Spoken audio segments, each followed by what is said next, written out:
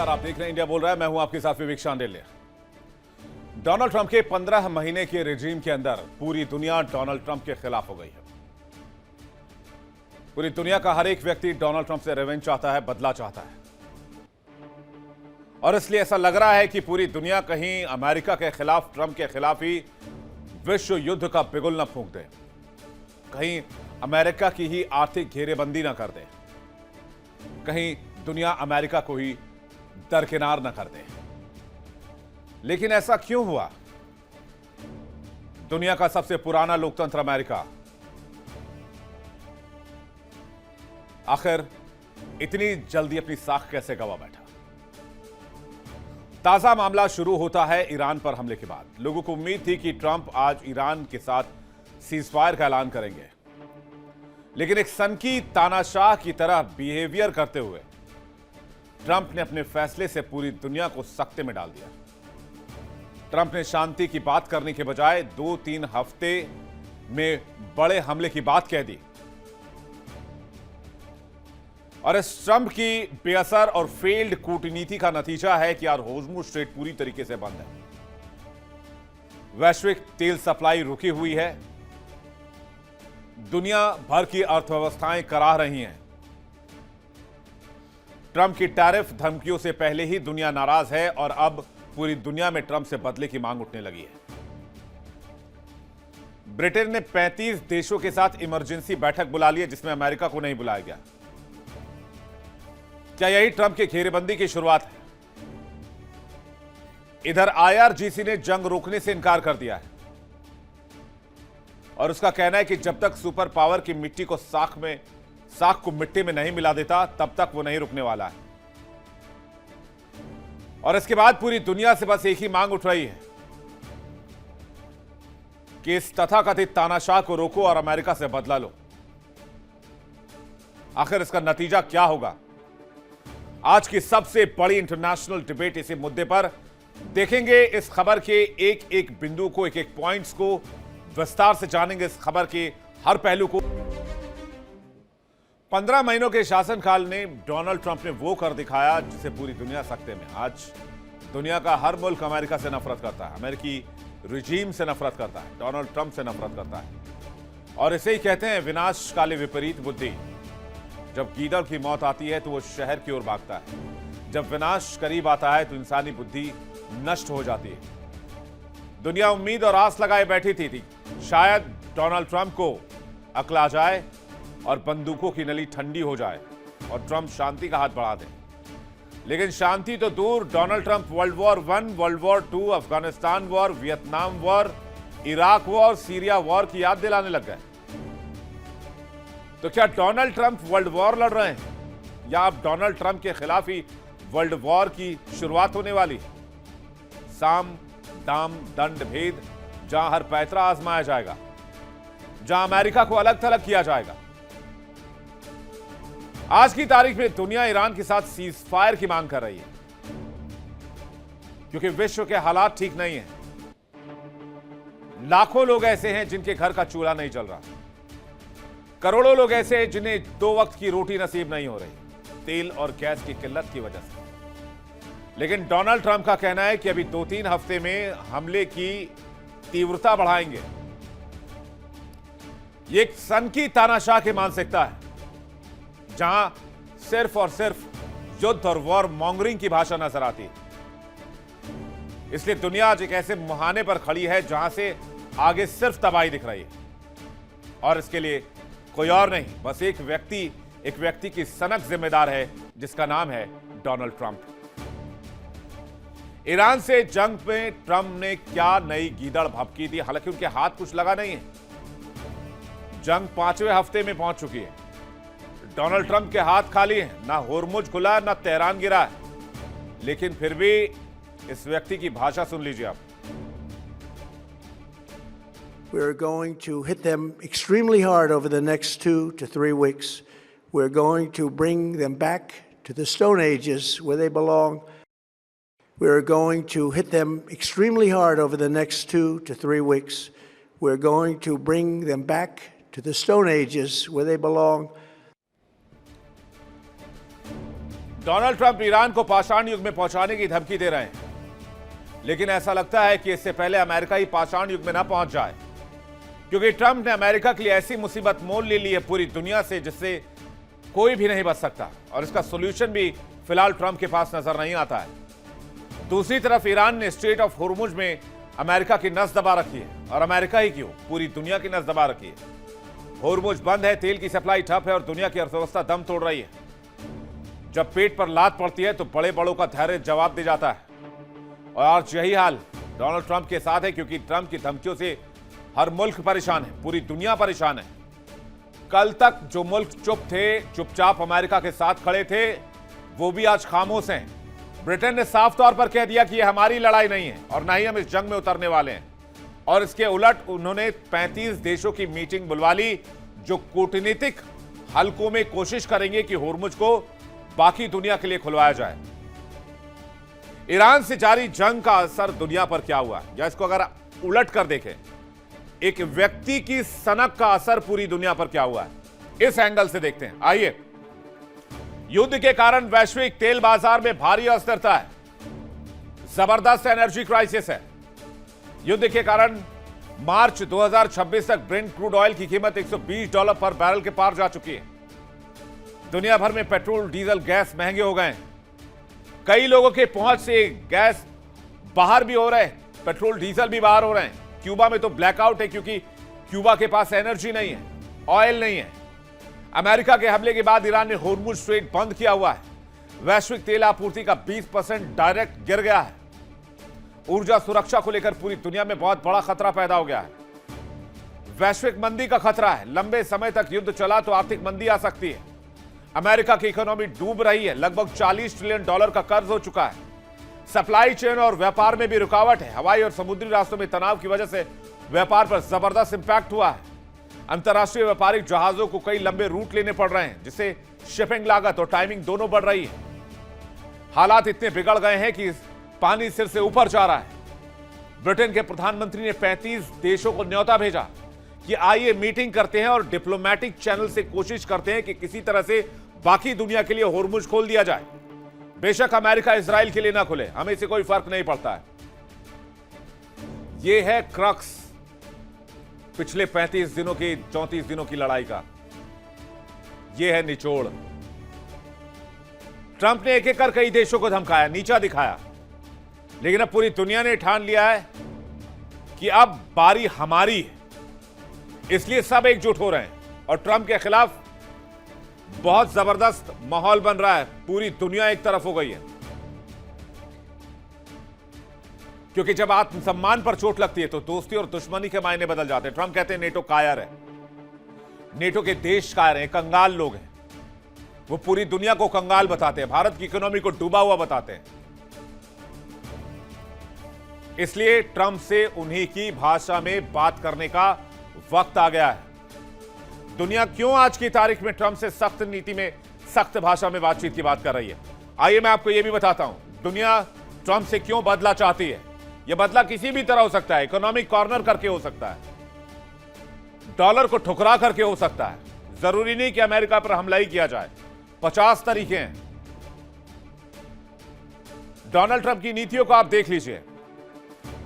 पूरी दुनिया को टैरिफ से धमकाया, अंधाधुंध टैरिफ लगाए, जिस पर जितना मर्जी आए उतना टैरिफ का ऐलान किया। सहयोगियों के साथ रिश्ते खराब हो गए। यूरोपीय यूनियन ने कह दिया हम आपके साथ अब और व्यापार नहीं कर सकते। नेटो से हटने की धमकी दी। रक्षा खर्च बढ़ाने का दबाव बनाया नेटो पर। कनाडा को बोला हम पूरे कनाडा पर कब्जा कर देंगे। कनाडा जो है वो हमारा 51st स्टेट है। ग्रीनलैंड खरीदने, ग्रीनलैंड कब्जाने की बात कही। रणनीतिक इलाकों पर पैनी नजर रखते हैं। क्यूबा पर कब्जे की लगातार धमकी दे रहे हैं, कह रहे हैं ईरान से निकलेंगे तो क्यूबा में घुसेंगे। वेनेजुएला के राष्ट्रपति को उनकी पत्नी के साथ रातों रात किडनैप कर लिया।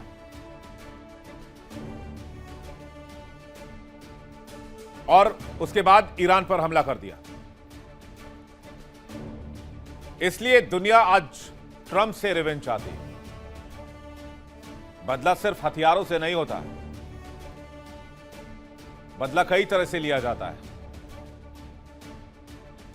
और जो स्थिरता पूरी दुनिया में बनी हुई थी, खास करके कोविड के जाने के बाद, कोविड में हम लोगों ने कुछ ऐसे हालात देखे जिसे हम रीइमेजिन नहीं करना चाहते, जिसे याद भी नहीं करना चाहते। मुश्किल दौर था और इस सिचुएशन में दुनिया का कोई भी मुल्क दोबारा नहीं जाना चाहता है। स्टेबिलिटी हासिल करने के लिए दुनिया ने बहुत संघर्ष किया, लाखों लोगों की जान गई। कोविड के बाद धीरे धीरे चीजें बैक ऑफ द ट्रैक आ रही थी, लेकिन उस स्थिरता को डोनाल्ड ट्रंप ने अपने 15 महीने के रेजिम में तार तार कर दिया। डोनाल्ड ट्रंप ने सोचा था कि वो धमकियों से दुनिया को अपनी उंगली पर नचाएंगे, लेकिन एक बहुत मशहूर कहावत है, बोया पेड़ बबूल का तो आम कहां से आए।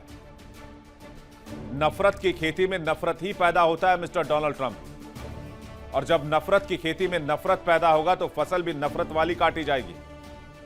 35 देशों का एक साथ आना इस बात का सबूत है कि ट्रंप की मनमानी के दिन गिने चुने रह गए।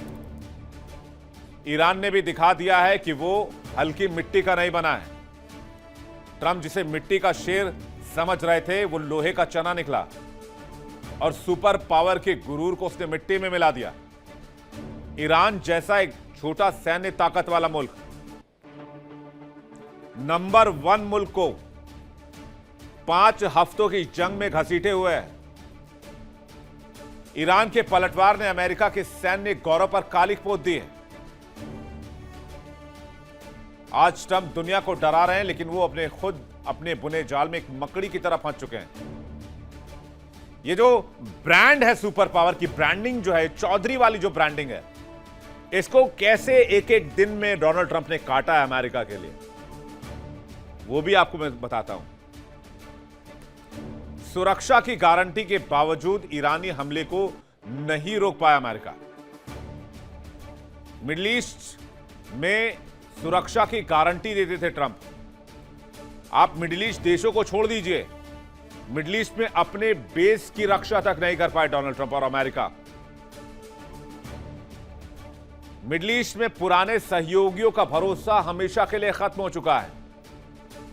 वो अब कभी अमेरिकी सुरक्षा के भरोसे में नहीं रहेंगे। और ईरान बहुत जबरदस्त कूटनीतिक चाल चल रहा है। ईरान बार बार इसको पेनिट्रेट कर रहा है कि आप दूसरों की सेना के भरोसे अपनी सुरक्षा नहीं छोड़ सकते, इसलिए खाड़ी देशों को अपनी सुरक्षा के बारे में खुद सोचना होगा। अमेरिका फर्स्ट के चक्कर में अपने जितने भी क्लोज अलाइज थे, सबके साथ संबंध बिगाड़े डोनाल्ड ट्रंप ने। ट्रंप की अनिश्चित व्यापार नीतियों ने पूरी दुनिया में कंफ्यूजन पैदा किया। यहां तक कि अमेरिका में भी महंगाई का बम फूटा इसी मनमाने टैरिफ की वजह से। लेकिन ट्रंप को लगता है कि वो जो कहते हैं और जो करते हैं वो कोई जानता नहीं, कोई समझता नहीं, और वो बहुत स्पेशल चाल चलते हैं। लेकिन इतिहास गवाह है, जब जब किसी ने खुद को खुदा समझने की भूल की है, वक्त ने उसे आईना दिखाया है। और इसमें 2 लाइनें हैं कि तुमसे पहले जो शख्स यहां तख्त नशी था, यानी ट्रंप से पहले, उसे भी अपने खुदा होने का उतना ही यकीन था। तो आप सोचिए कि ट्रंप साहब का क्या होगा। दुनिया डोनाल्ड ट्रंप से जवाब चाहती है, और यह जवाब डोनाल्ड ट्रंप के रहते देना होगा या फिर उनके जाने के बाद देना होगा। आखिर आज के सिचुएशन के लिए डोनाल्ड ट्रंप को रिस्पॉन्सिबल क्यों नहीं माना जाए, उनको कटघरे में क्यों नहीं लाया जाए, अमेरिका से सवाल क्यों नहीं पूछा जाए। बातचीत करने के लिए मेहमानों का एक बड़ा पैनल हमारे साथ जुड़ रहा है। आइए सबसे बड़े इंटरनेशनल डिबेट की शुरुआत करते हैं। हमारे साथ मेजर जनरल अनुज माथुर हमारे साथ जुड़ रहे हैं, बहुत स्वागत है सर आपका। लेफ्टिनेंट जनरल संजय कुलकर्णी हमारे साथ जुड़ रहे हैं, बहुत स्वागत है सर आपका। लेफ्टिनेंट कर्नल जय सोढ़ी हमारे साथ जुड़ रहे हैं, रक्षा विशेषज्ञ हैं, बहुत स्वागत है आपका। डॉक्टर धीरज कौल थोड़ी देर में हमारे साथ होंगे, भू राजनीतिक मामलों के जानकार और आर्थिक मामलों के जानकार, यूएसए से थोड़ी देर में हमारे साथ कनेक्ट करेंगे, उनका भी स्वागत करेंगे। मैं सबसे पहला सवाल अनुज माथुर जी से, आखिर कब तक खामोशी के साथ अमेरिका के फैसलों को दुनिया यूं ही अपने पीठ पर बोझ की तरह ढोती रहेगी? जय हिंद विवेक। जय हिंद सर। देखिए मैं आपको एक बात बताता हूं। एक सेना जब युद्ध करती है तो एक एक बहुत इंपॉर्टेंट काफी प्रिंसिपल्स ऑफ वॉर हैं जिनको कि मद्देनजर रखते हुए आप अपने युद्ध को कोरियोग्राफ करते हैं। उसमें एक बहुत इंपॉर्टेंट प्रिंसिपल ऑफ वॉर होता है जिसको कहते हैं कोऑपरेशन। आज अमेरिका का जो हाल है वो ये बिल्कुल साफ तौर पे दिख रहा है कि कोऑपरेशन नाम की कोई भी चीज उनको किसी भी दुनिया के कोने से नहीं मिल रही। दुनिया का कोना तो विवेक दूर की बात है, उन्हें अपने खुद के देश से कोऑपरेशन कहीं ना कहीं नहीं मिल पा रहा है। जो लोग उनके खिलाफ प्रदर्शन कर रहे हैं, मैं ये नहीं कह रहा कि पहले प्रदर्शन नहीं होते थे। जब वियतनाम हुआ तब भी प्रदर्शन होते थे, जब अफगानिस्तान हुआ तब भी प्रदर्शन होते थे। लेकिन इस प्रदर्शन की अगर आप इस प्रदर्शन के लोगों का एक छोटा सा एनालिसिस करेंगे तो आपको पता पड़ेगा कि ये प्रदर्शन कौन लोग कर रहे हैं। 80 लाख लोग 3500 शहरों में निकल करके बाहर आए हैं। ये सब 18 से 35 साल की उम्र के हैं, जो कि ट्रेडिशनली जो है वो अमेरिकन ये रिपब्लिकन का वोटर है। जो न्यूट्रल इंडिपेंडेंट वोटर्स हैं वो बाहर आए।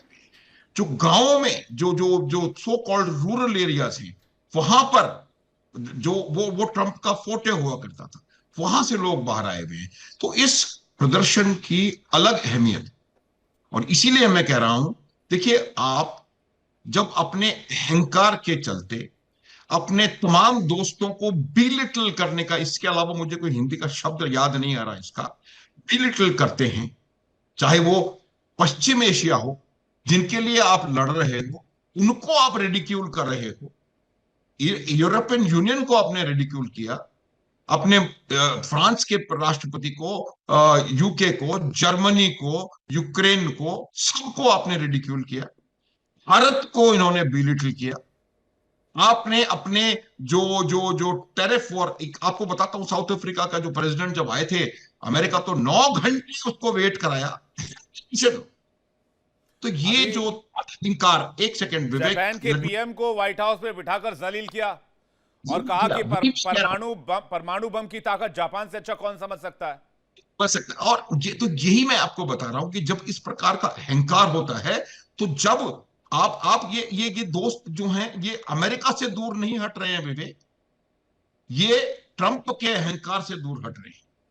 तो मेरा ये मानना है कि कोऑपरेशन डोनाल्ड ट्रंप के रहते अमेरिका को कहीं से मिलने वाला नहीं है।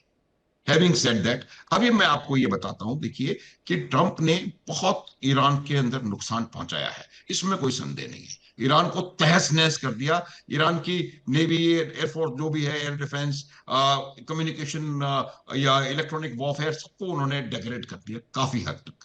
तो कल इस्फहान पे हमले हुए, उससे मेरा जो पर्सनल आकलन है उसमें कम से कम 30 से 40% ईरान की जो मिसाइल कैपेबिलिटी है उसको नुकसान पहुंचा है। लेकिन ईरान फिर भी डटा हुआ है, लड़ रहा है, पलटवार कर रहा है, नहीं, सफल आपने असफल। आपने हाँ, एक बात कही कि भाई ये ट्रंप की दिक्कत नहीं है। 1945 के बाद अगर मैं लिस्ट पढ़ूं, मैं माफी चाहूंगा, हाँ, उसमें कुछ 1 मिनट लग सकता है। 1945 में जापान के हमले का भी हमने जिक्र किया। 1945 जर्मनी, चाइना 1945, 1946 चाइना, 1950 से 53 China, 1999 north Korea, 1950 53 Guatemala, 1954 Indonesia, 1958 Cuba, 1961 Laos, 1964 Vietnam, 1965 Cambodia, 1969 Lebanon, 1983 Libya, 1986 Iran, 1987 Nicaragua, 1980 Iraq, 1991 Kuwait, 1991 Iraq, 1993 Somalia, 1993 Bosnia, 1995 Iraq, 96 Sudan, 98 Afghanistan, 98 Iraq, 98 Yugoslavia, 99 Afghanistan, 2001 Pakistan, 2004 Somalia, 2007 Iraq, 2003 Yemen, 2002 Iraq, 2014 Syria, 2014 Libya, 2011 Yemen, 2024 Iran, 2025 Somalia, 2025 Syria, 2025 Nigeria, 2025 Venezuela, 2026 और Iran 2026। यह है 1945 के बाद से American attacks की list. मैं कहता हूं अब पूरी दुनिया अपनी अलाइज बनाए और अमेरिका को, ठीक है आपके पास ट्रिलियंस ऑफ डॉलर की संपत्ति हुई, लेकिन आपको यह भूलना नहीं चाहिए कि आज की तारीख में आपके ऊपर $40 ट्रिलियन का कर्ज है। मैं एक सेकंड वापस लौट रहा हूं सर, कुलकर्णी सर का एक रिएक्शन ले लूं फिर मैं आता हूं। कुलकर्णी सर। विवेक, बहुत बहुत धन्यवाद मेरे को पैनलिस्ट भी। जैसे थैंक यू सर। अनुज जी ने बहुत अच्छी तरीके से समझाने की कोशिश की। सवाल ये है कि जो अमेरिका कर रहा है क्या वो ठीक कर रहा है? क्या ईरान कर रहा है, क्या वो उसने ठीक कर रहा है, या इन दोनों ने पहले भी ठीक किया है? दूध का धुला ना ईरान है ना अमेरिका है। सवाल ये है कि जो आज ईरान को जितना ध्वस्त किया गया है, क्या ईरान ध्वस्त हुआ है? क्या उसका मनोबल गिरा है? अगर उसका मनोबल नहीं गिरा है और ऊंचा उठता जा रहा है, यानी कि ईरानी जो है वो एक अपने झंडे के नीचे बहुत ताकत से खड़े हैं और ये दिखाने का प्रयास भी कर रहे हैं, और वाकई ही उनमें वो मनोबल उनका ऊंचा है कि वो किसी भी विश्व की किसी भी शक्ति को आज टक्कर देने के लिए तैयार हैं। क्यों? क्योंकि उन्हें मालूम है कि उनके देश के ऊपर बूट्स ऑन ग्राउंड रखने की काबिलियत किसी की नहीं है। लड़ाई शुरू होने से पहले state of Hormuz international state था, आज वो ईरानियन स्टेट बन करके रह गया है। ट्रंप ने कहा वो उसे ट्रंप स्ट्रेट कहेंगे, पर वो खुद ही आज मुकर गए और कहने लगे कि मुझे स्टेट ऑफ होर्मुज से कोई लेना देना नहीं है, मुझे वहां की तेल की और गैस की जरूरत नहीं है, जिसको है वो वहां से जाकर के ले ले। यानी कि वो निराशा जो साफ नजर आई उनके कहने पे कि स्टेट ऑफ होर्मुज वो उसके ऊपर काबू पाने में असफल है। अगर वो असफल है, यानी कि स्टेट ऑफ होर्मुज जहां से कि विश्व का 20% तेल, 26% गैस गुजरता है, निर्यात होता है, उसके कारण पूरे विश्व भर में एक तरीके से हाहाकार मचा हुआ है। पूरे विश्व को ये मालूम नहीं हो रहा है कि इसको कैसे संभाला जाए, और वहां अब साफ शब्दों में उन्होंने कह दिया कि अगले 2-3 हफ्ते लगातार वो युद्ध करेंगे, और या ईरान माने, अगर ईरान नहीं मानता है तो घुटने टेके, अगर घुटने नहीं टेकता है तो उसको वो स्टोन एज में ले जाएंगे। ऐसी भाषा, इस तरह का कहना, इस तरह का मतलब, और किसी को भी आपने बड़ी लंबी चौड़ी लिस्ट सुनाई 1945 से, ये क्या दर्शाता है कि क्या हर बार आज ये ईरान हुआ कल कुछ और होगा? यानी कि एक बात तो साफ है कि जिसके पास लाठी उसकी भैंस। जोर लगा लो, कोई अगर कोई भी देश खड़ा होकर के कह दे अमेरिका को ये आप गलत कर रहे हैं, कह भी दे तो कर क्या सकते हैं? कहने में क्या है, करने की हिम्मत होनी चाहिए। तो आज वो हिम्मत सिर्फ आप देखिए, एक तरफ अमेरिका चांद के ऊपर आदमी उसने भेजे हैं एस्ट्रोनॉट 54 साल के बाद, और दूसरा उसने आकर के कहा है कि मैं ईरान को स्टोन एज पे दिखाऊंगा। चांद मनमानी जी, है। चांद के ये ऊपर जो नहीं भेजे हो, मनमानी चांद है, का चक्कर लगाने के लिए गए, चक्कर लगा के लौट आएंगे। चांद पे उतरने की कोई योजना नहीं है। मुझे तो शक है 1972 में भी ये चांद पर उतरे नहीं थे, वो फिल्म कहीं और बनी थी। अब देखिए, अब कौल साहब ज्वाइन कर रहे हैं, कौल साहब मुस्कुरा रहे हैं 72 वाली पिक्चर पे। खैर मैं उस पर नहीं जा रहा, आप पूरी कर लीजिए, बात पूरी कर लीजिए सर। देखिएगा विवेक, जब कौशल्या ने राम को जब वापस आए वनवास से, जी तो उन्होंने उनसे पूछा कि बेटा तूने रावण को मारा? तो राम देखते रह गए और कहने लगे रावण को मैंने नहीं मारा माँ, बहुत शक्तिशाली है, बहुत प्रभावशाली है, उसमें बहुत ताकत है, चारों वेदों के वो ज्ञाता है, शिव तांडव स्तोत्र के निर्माता है, उसको मैंने नहीं मारा, उसको मैंने मारा। अहंकार, अहंकार अहंकार ने ने मारा। मारा। तो ये नौबत आएगी, इसमें कोई शक नहीं है, और वो नौबत दिख रही है। क्यों उन्हें आकर के कहना पड़ा? इस एक छोटा सा देश, क्या है, वो 47 साल से तैयारी कर रहा हो इस दिन की, उसके बावजूद क्या मालूम नहीं था? सबको मालूम था, क्योंकि इंटेलिजेंस इतना था कि हर आदमी हरकत करते हुए मारा जाता था।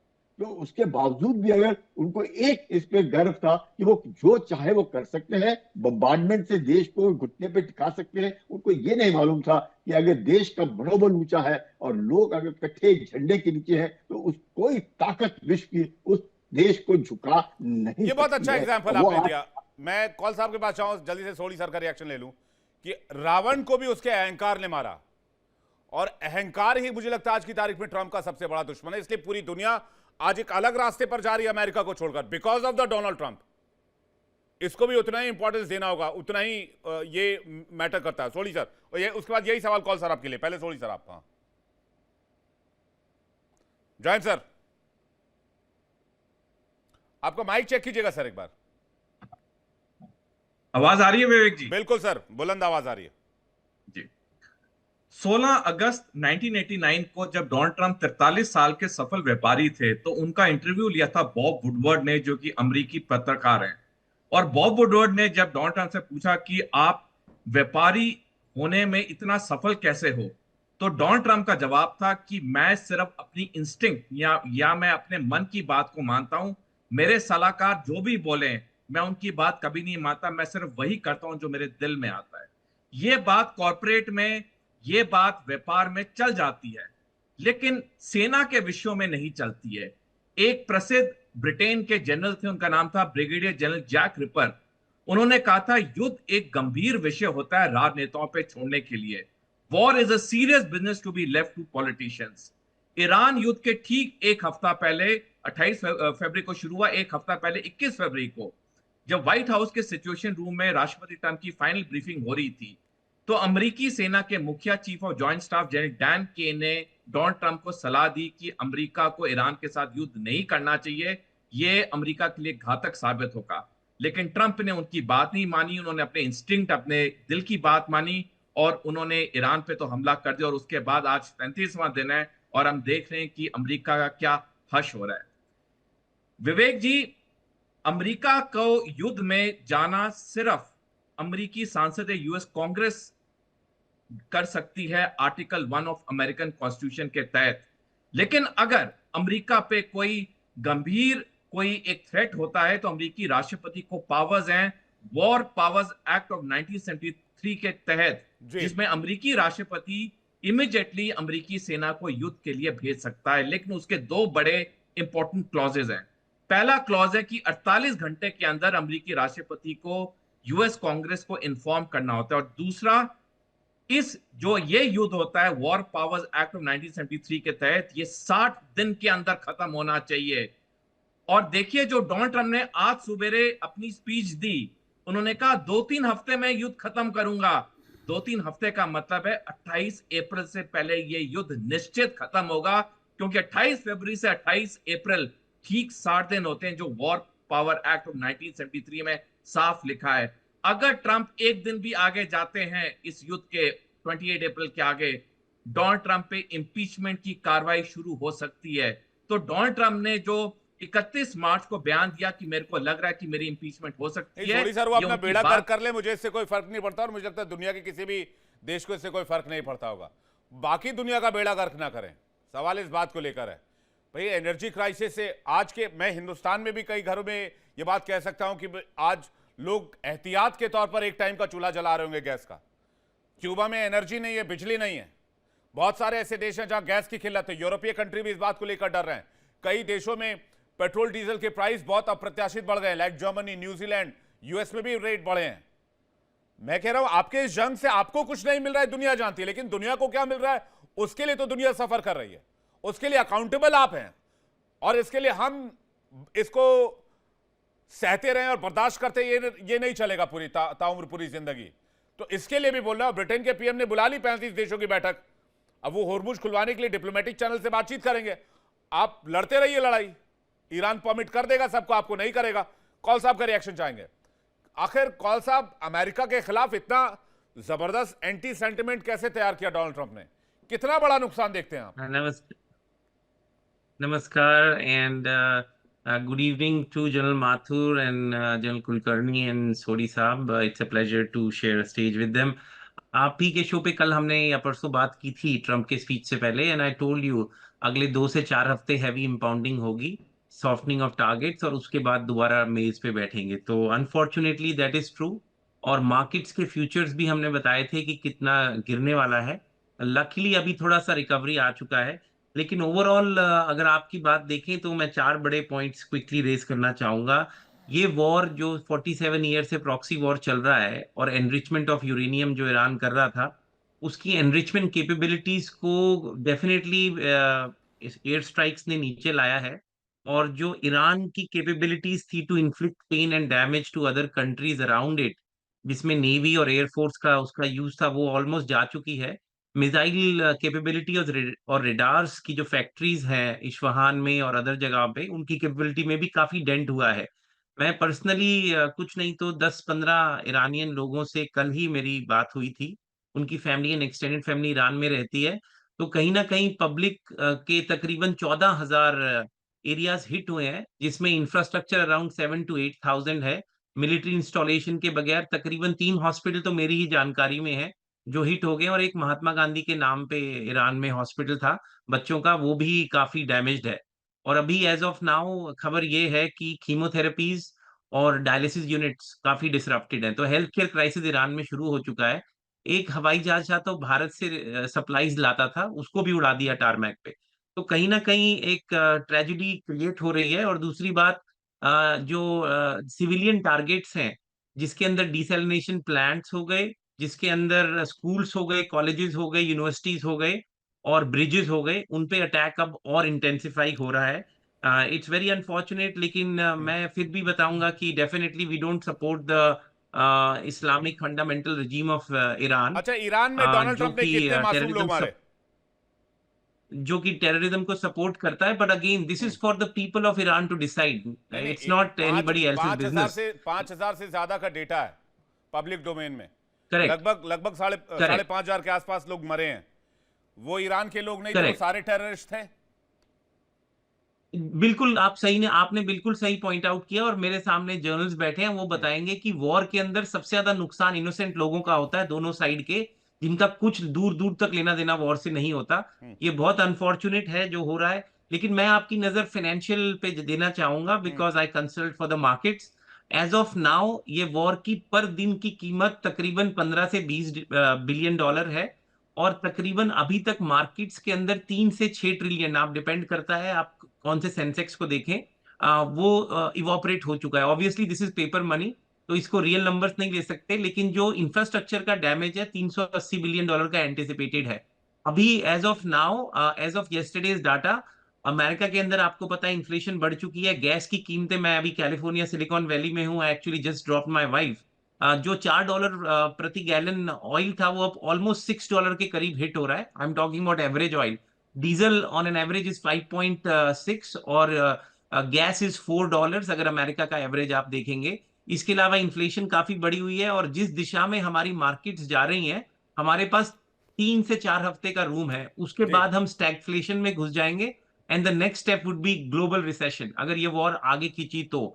ये एक मिथ है कि हमें हरमुज से फर्क नहीं पड़ता। दुनिया में हर आदमी को हरमुज स्ट्रेट से फर्क पड़ता है। इन्फ्लेशन बढ़ेगी, महंगाई बढ़ेगी। और विवेक जी, आप तो इतना पढ़े लिखे हैं, आप समझते हैं सेमीकंडक्टर इंडस्ट्री, एनवीडिया। सेमीकंडक्टर में हीलियम लगती है, उसकी मैन्युफैक्चरिंग में, जो बिग टाइम इफेक्टेड है।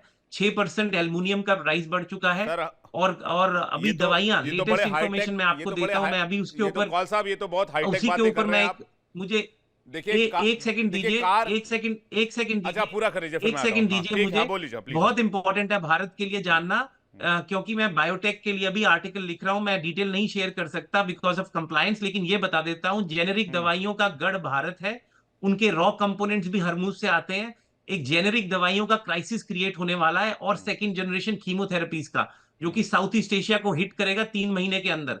और अगर ये वॉर 2 हफ्ते से आगे बढ़ी, we will have a healthcare crisis in our hand. It's a very very sir, serious situation. दवाई तो तब किसी को लेंगे जब होश के कुछ, आंखों, कौल साहब, दवाई तो तब लेंगे, गाड़ी तो तब चलाएंगे, मोबाइल तो तब चलाएंगे, स्मार्टफोन तो तब चलाएंगे जब पेट में कुछ होगा। और जब फर्टिलाइजर्स ही नहीं आएंगे, उर्वरक ही नहीं आएंगे, जिसका मैक्सिमम खाड़ी देशों से आता है, तो फिर हम खाएंगे पिएंगे क्या? खेती किसानी कैसे होगी? किसान क्या करेगा? तो ये बोल देना कि अरे युद्ध में तो Absolutely, लोग और मारे जाते हैं, कोई बात नहीं, कुछ लोग युद्ध के सबसे जो डिफिकल्ट एंड पर होते हैं वो आम लोग होते हैं, ये सिंप्लीफिकेशन नहीं चलेगा सर।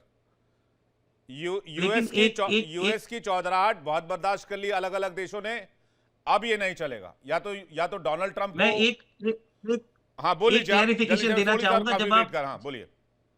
जब आप यूएस बोलते हैं, I want to differentiate that between Trump and common people of US. Common people of US are against the war, they are protesting big time, और संडे को शायद एक और प्रोटेस्ट आ रहा है। अनफॉर्चुनेटली डेवलपिंग कंट्रीज जो फॉसिल फ्यूल जो डिपेंडेंट है हरमुज से, उनके ऊपर सबसे बड़ा इफेक्ट आ रहा है। ये बहुत अनफॉर्चुनेट है, इंक्लूडिंग इंडिया। अभी तक गवर्नमेंट अच्छे से नेविगेट कर रही है भारत में, लेकिन पेन इज कमिंग। रिस्पॉन्सिबल कौन है? किसको जिम्मेदार ठहराएगी ये दुनिया? मैं किसको जिम्मेदार ठहराऊं अगर मुझे कल को 4 रुपए डीजल महंगा और ₹10 पेट्रोल महंगा और मैं गैस की टंकी के लिए घर भटकने लगूं, मैं क्या डोनाल्ड ट्रंप को पकड़ सकता हूं? नहीं पकड़ सकता हूं। दुनिया के तमाम मुल्कों की यही स्थिति है। मैं चाहूंगा सोली सर इस पर रिस्पॉन्स करें, फिर मैं माथुर सर आपके पास आ रहा हूं। सोली सर। विवेक जी, जब 3 जनवरी को तड़के सुबेरे अमेरिका ने वेनेजुला के राष्ट्रपति को अगवा किया, क्या दुनिया के किसी देश ने अमेरिका पे कोई आर्थिक प्रतिबंध लगाया? यहां तक देशों ने तो कड़ी निंदा तक नहीं की, देशों ने एक ल्यूकवार्म स्टेटमेंट इशू कर दिया। इससे तो डोनाल्ड ट्रंप का हौसला बढ़ना था। अब जब ईरान पे हमला हुआ तो तब भी देशों ने कोई खास कड़ी निंदा नहीं की। आज हम युद्ध के 33वें दिन में हैं और जैसे अभी अमेरिका से हमारे जो विशेषज्ञ ने बताया, हर चीज पे इसका फर्क पड़ रहा है। दूसरे विश्व युद्ध के बाद ये युद्ध है जिसकी वजह से दुनिया के हर छोटे बड़े चीज का फर्क पड़ रहा है। रूस यूक्रेन युद्ध हुआ, कुछ ज्यादा फर्क नहीं पड़ा। इजराइल हमास युद्ध हुआ, ज्यादा फर्क नहीं पड़ा। ईरान इजराइल का पिछले साल 12 दिन का युद्ध हुआ, दुनिया को ज्यादा फर्क नहीं पड़ा। लेकिन इस युद्ध से पूरी दुनिया को फर्क पड़ रहा है और इसका अगर कोई जिम्मेवार है तो सिर्फ राष्ट्रपति ट्रंप है। और जैसे मैंने पहले बताया, जिस तरह से अमेरिका के अंदर ये आवाजें उठनी शुरू हो गई हैं, डोनाल्ड ट्रंप के जो सबसे करीबी मित्र हैं अमेरिका में, लिंडसे ग्राहम, जिन्होंने इनको 3 अक्टूबर 2021 को बोला था सेकेंड टर्म में लड़ने के लिए, जब ये दोनों गोल्फ खेल रहे थे मार्ला गो गोल्फ कोर्स में, लिंडसे ग्राहम तक ने ट्रंप के खिलाफ बोलना शुरू कर दिया है। टकर कार्लसन, जो कि ट्रंप का बिल्कुल एक इंक्लाइंड अलाइंड इन्फ्लुएंसर था, उसने ट्रंप के खिलाफ बोलना शुरू कर दिया है। तो आज जो अमेरिका के अंदर ही इतना प्रदर्शन शुरू हो गया है, डोनाल्ड ट्रंप का इंपीचमेंट होना बिल्कुल निश्चित है, क्योंकि नवंबर में जो मिड टर्म इलेक्शंस होंगे, रिपब्लिकन पार्टी बुरी तरह से हारेगी। अब 3 दिन पहले की अप्रूवल रेटिंग देखिए, डोनाल्ड ट्रंप की अप्रूवल रेटिंग सिर्फ 13.4% रह गई है, जबकि जब डोनाल्ड ट्रंप राष्ट्रपति चुनाव जीते थे 5 नवंबर 2024 को, 58% अमेरिकी नागरिकों से एग्री। वो कौन सा कुछ कहना चाह रहे हैं, लेकिन मैं ये मानता हूं, अब आप लोग ज्यादा बेटर बता सकते हैं क्योंकि आप लोग बहुत अनुभवी, आप लोगों ने दुनिया ज्यादा देखी है। दुनिया को आज एक ऐसे सिस्टम की जरूरत है जो अमेरिकी प्रभाव से बाहर हो, अमेरिकी डॉलर के प्रभाव से बाहर हो। मैं कौल साहब का एक छोटा सा रिएक्शन, फिर माथुर सर और कुलकर्णी सर आपके पास आ रहा हूं। कौल साहब, आप कुछ कहना चाह रहे हैं? देखिए, मैं डिस्क्लेमर देना चाहूंगा, I am still connected to Republican Party और ट्रम्प के कैंपेन में हमने काफी पार्टिसिपेट किया था उनकी पेंसिल्वेनिया स्टेट के अंदर स्विंग वोटर्स को। तो मैं एक बात बता देता हूँ, स्विंग वोटर्स जिनकी वजह से वो जीत के आए, वो 3 महीने पहले जा चुके हैं ट्रम्प के हाथ से। मागा वोटर बैंक अगर आप उठाएं, जो 100% सपोर्टर्स थे, उसमें भी 20% ड्रॉप आया है। Age of 4 days old data 80% support ही रह गया है। और कांग्रेसमैन और सेनेटर्स रिपब्लिकन पार्टी के, अदर देन 1 और 2, सब अपोज कर रहे हैं बूट्स ऑन द ग्राउंड। और उसके बगैर 450 किलो यूरेनियम निकालना एक बहुत ही मुश्किल की कौड़ी है। और जब तक वो यूरेनियम नहीं निकलेगा, तब तक इजराइल, सऊदी, कतार, यूएई पीछे लगा हुआ है अमेरिका के। They are pressurising to finish this war in a conclusive way, जिसके अंदर बॉडी बैग्स वापस आएंगे। तो it's a very big trap for us right now. और अमेरिका की पब्लिक का सेंटिमेंट इस वॉर के साथ कनेक्ट नहीं हो पा रहा। इवन कल भी ट्रंप ने जो स्पीच दी कि एक्सेस ऑफ ये सब हो रहा है, पर people are not connecting. Protest बढ़ते जा रहे हैं। मिड टर्म, बिल्कुल सही सोडी साहब ने बताया, नवंबर में आ रहा है। और जो ऐसे लोग ट्रंप के नाम पर जीत के आए हैं, जिन्होंने अपनी पब्लिक से कनेक्ट नहीं है, वो बिल्कुल तूफान के जैसे साफ होने वाले हैं। Democrat party is coming back, although I consider myself Republican, but it's a hard fact because we have played the game very, very wrong, and world is paying the price. मैं खुश हूं इस बात से, कम से कम आप रिपब्लिकन सपोर्टर और आप इस बात को एक्सेप्ट कर रहे हैं कि हाँ, आपसे कुछ जो एंटिसिपेटेड था, जो आप लोगों ने एंटिसिपेट करके ट्रंप को सपोर्ट किया, वो एज इट इज नहीं बैठा। लेकिन मैं मानता हूं कि ये इट्स अ हाई टाइम कि अमेरिकी प्रभुत्व से दुनिया बाहर निकले और एक अलग सिस्टम क्रिएट हो। विवेक जी, विवेक जी, in America there is one beautiful thing. We are not loyal to a person. We are loyal to the country, and then maybe the party. Country comes first. Future of our generations come first. People come and go, parties come and go, but you have to protect the generation. ये अच्छी बात है और ये होना भी चाहिए। हर जगह यही फॉलो होता है, इंडिया में भी यही फॉलो होता है। माथुर सर से रिएक्शन चाहूंगा। देखिए विवेक, मैं आपको एक रिएक्शन देने से पहले एक बात बताना चाहता हूं। जैसा कि जिस फ्रेज का जनरल कुलकर्णी ने प्रयोग किया, दूध का धुला ईरान भी नहीं है। जब हम ईरान की कैजुअलिटीज की आज बात कर रहे हैं, 2000, 3000 या 5000 या जो भी आपके पास फिगर है, आप इस कैजुअलिटी फिगर को, हालांकि ट्रंप ने कुछ ज्यादा बोल के बता करके बोला था, उस कैजुअलिटी फिगर से मिला लें, जो कि ईरान के अपने लोगों ने अपने जो प्रदर्शनकारी थे उनके ऊपर लगाया। इस फिगर को उसके साथ कंपेयर कर लें जिसमें जितने लोगों को सरेआम ईरान की आईआरजीसी ने फांसी चढ़ाया। देखिए, एक बात बिल्कुल साफ है विवेक, पूरी तरह से मैं मानता हूं, मैं खुद इस बात को कहता रहा हूं हमेशा आपके पास, लेकिन एक बात बिल्कुल साफ है कि ये जो रिजीम है, एक जबरदस्त तरीके का धर्मांध रिजीम है। इस रिजीम ने न केवल अमेरिका बल्कि पूरे इस्लामिक वर्ल्ड को भी परेशान करके रखा हुआ है। मैं बता रहा हूं, मेरे मित्र हैं अरब देशों में, वो यही कहते हैं कि हमें इजराइल से उतना खतरा नहीं है जितना ईरान से है। तो ईरान को भी कोई नहीं चाहता दुनिया में। अगर हम ये कह रहे हैं कि ट्रंप और अमेरिका अलग थलग हो गया है, तो आज ईरान के साथ भी कोई नहीं है। जिस क्रिंक की ये लोग बात किया करते थे, चाइना, रशिया, नॉर्थ कोरिया और ईरान, वो क्रिंक क्रैंक हो चुका है, कहीं नहीं नजर आ रहा आज की तारीख में। कोई उनके साथ नहीं खड़ा, कोई चीन नहीं है, कोई नॉर्थ कोरिया नहीं है, कोई रूस नहीं है, कोई पश्चिम एशियाई देश नहीं है, कोई पाकिस्तान नहीं है। ये बिल्कुल क्लियर है। तो उसकी भी वजह है, जो उनके जो पाप हैं वो भी कहीं ना कहीं हमें देखने होंगे और उन पापों को भी रोकना होगा। दशकों का आर्थिक कुप्रबंधन, आपकी असहमति की शक्ति को पूरी तरह से खत्म कर देना, वैचारिक स्वतंत्रता के ऊपर पूरी तरह से लगा देना कि आप वैचारिक तौर पे स्वतंत्र रह ही नहीं सकते। जो खमनाई या उनकी आईआरजीसी चाहती है, आप सिर्फ वही सोच सकते हो, आप सोच भी नहीं सकते कुछ और। ये भी अमानवीय है, हमको ये भी देखना पड़ेगा। और मैं रजा पहलवी के जो पोते या जो भी हैं उनसे पूरी तरह से सहमत हूं कि अंतिम प्रहार इस रजीम के ऊपर ईरान की जनता करेगी। कल भी मैंने आपको यह बताने का प्रयास किया था विवेक, कि ये जो ईरान की जो जो जो आईआरजीसी है और जो उनकी रिजीम है, पूरे विश्व के इंटरेस्ट में दिस हैज टू गो, और किसी ना किसी को हैज टू गो को करना था। तो मेरा ये मानना है कि this has to go, there is no other way. ये हूथी क्या है, ये हिजबुल्ला क्या है, ये हमस क्या है, हाँ, ये ये ऑक्टोपस की जी, बाजुएं हैं और ऑक्टोपस कुलकर्णी का सर। सिर तेहरान में है। ऑक्टोपस कुलकर्णी का सर, सिर एक तेहरान सर में है। आपने डेटा दिया, एक डेटा मैं भी दे देता हूं आपको। 1973 में बलूच विद्रोह हुआ था और 73 से ही वो एक तरह से इंटेंसिफाई हुआ, हथियार बंद विद्रोह की शुरुआत हुई। अब तक लगभग 30,000 बलूचिस्तान लड़ाके और आम नागरिक बलूचिस्तान में मारे गए हैं।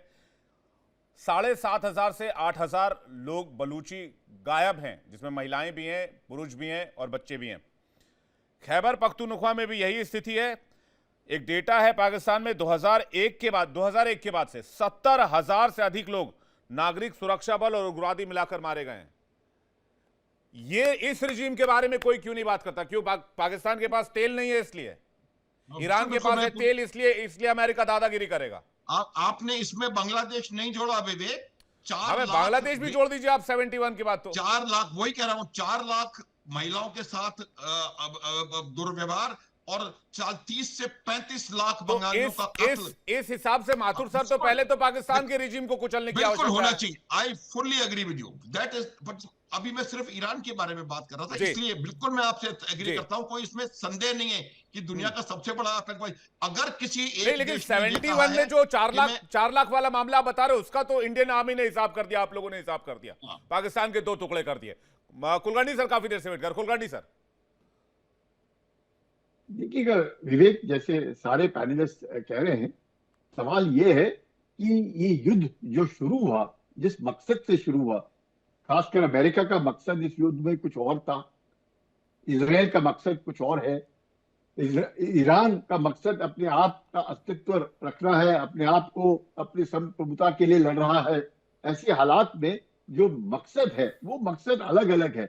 अगर अमेरिका ने इस मधुमक्खी के छत्ते में उंगली दी है और मधुमक्खियां भिनभिना गई हैं, लेकिन इकट्ठी है, और वो जो शहद वो पैदा करती है उस शहद को वो लेने नहीं दे रही किसी को भी, तो मकसद ये है कि वो जो तेल है जिसके लिए पूरा अमेरिका लगा हुआ है, कि पहली बार उसने वेनेजुएला का तेल लिया, अब उसके बाद उसकी निगाह इस ईरानियन तेल के ऊपर है, खुद की तेल की क्षमता जो है उन्होंने अपने आप बढ़ा ली है। तो जैसे उन्होंने खुद कहा कि सऊदी अरेबिया और रशिया दोनों मिला करके जितना तेल उत्पादन नहीं करते उससे ज्यादा अमेरिका करता है। तो ऐसे हालात में उनको लगता है कि अगर आज नहीं तो कल अगर चीन को रोकना है, अगर चीन को रोकना है, मैं बार बार कह रहा हूं, तो तेल के ऊपर उनका जो कब्जा है अगर वो नहीं होगा तो चीन जो है बहुत आगे चला जाएगा और अमेरिका को टक्कर देगा। और अगर अमेरिका को टक्कर देगा तो वो अमेरिका, क्योंकि जिसकी लाठी उसकी भैंस, आज की तारीख में तो कोई भी, हम बोल सकते हैं,